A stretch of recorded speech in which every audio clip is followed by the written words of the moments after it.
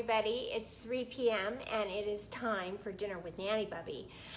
And Nanny Bubby is keeping it real. Nanny Bubby is exhausted from the long weekend. I know you probably are too. And we are, rolling into a Monday morning of work, and no one wants to go back to work after such a long weekend. We need our holiday weekend, and then we need a day of rest from a holiday weekend. Hey, Arlene, nice to see you. So I'm keeping it real because here's the thing. Today of all days, I have been cooking all weekend, and I'm too exhausted to cook. Hey, Teresa, nice to see you. Everybody's tuning in so early today. That's great.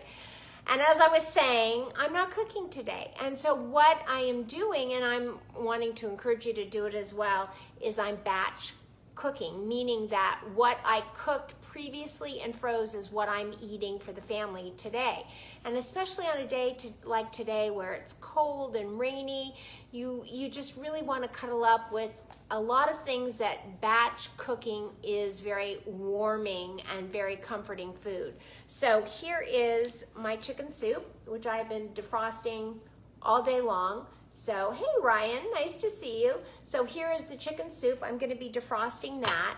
And here are another few things that I have batch cooked throughout the year. And in fact, we had a batch cooking class that we did.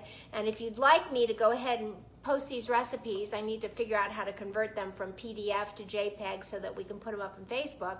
But if you'd like to see some of these batch recipes that I'm gonna mention to you right now, just give me a thumbs up or let me know so that I can go ahead and take the time to do that.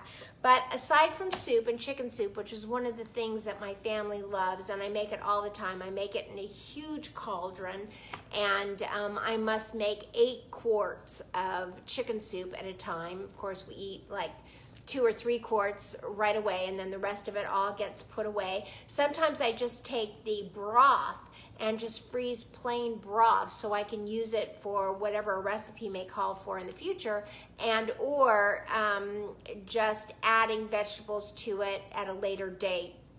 Whatever you might have left over in terms of vegetables will go great into a chicken soup. So let me just tell you, oops, I just lost power. It feels like on my phone here. I'm not sure why, but oh well, hopefully you can see me. Give me a thumbs up if you can see me. The screen just kind of went a little bit dark, so I don't know, maybe I'm on low power mode, I have no idea. But so here's a few of the things that, okay, you can see me, I'm seeing some thumbs up, thank you very much, appreciate it guys, always in there. Hi Vile Berkeley, wow, she's at home and she's watching. You're watching Nanny Bubby talk about batch cooking, Vile, just as we did for our batch cooking class, because I'm keeping it real today. I'm tired, I've been cooking all weekend, and I have a scratchy throat on top of it all, so nothing better to take out of the freezer than this chicken soup. But a lot of things that actually we can batch cook ahead are risotto, which wouldn't a great bowl of risotto along with the chicken soup taste good for tonight, just talking and thinking. And also chili pistachio pesto, which you can make into pasta, which is delicious, as well as marinated flank steak, which goes over big time. And that's maybe not for a day when you're feeling a scratchy throat and it's cold and rainy out, but for a day when you really can just pull it out and have a great dinner of excitement waiting for you as well. And I'm actually very glad that Vile is joining us, because here's the question.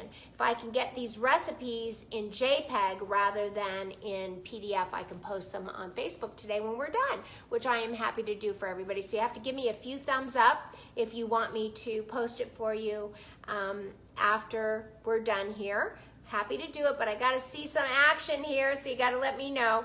My favorite thing to batch cook, there you go, okay. One of my favorite things to batch cook, which is amazing, is shakshuka.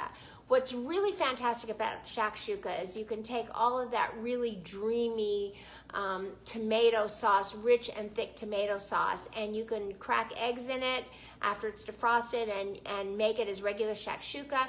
You can use that dreamy tomato sauce and make it a little more creamy with either cream or sour cream or Greek yogurt, and use that on top of pasta. You can cook chicken breast or chicken thighs in the shakshuka sauce. It's a mouthful, and it really is quite dreamy. And what do we have left? Oh, and then we did blackberry basil jam. So those are the things that we did in our batch cooking class, and I'm happy to take those JPEGs, but nobody gave me a thumbs up. If you want the shakshuka or the risotto recipe, there we go. Okay, there's a heart, there's a thumbs up. Okay, now poor Vile, who's probably sorry she tuned in, is gonna have to turn it into a JPEG.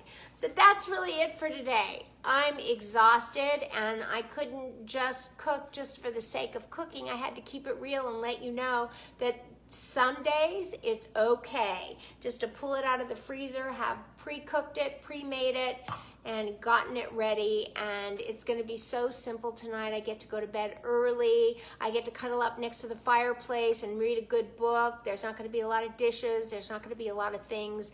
And that's reality. That's life in the kitchen. That's life with a family. And so I encourage you to make that feel okay for yourself. So that's it for Nanny Bubby today, because like all of you, I'm feeling it today. So on the count of 3, ready? 1, 2, 3. Go out and spread love like butter. See you later.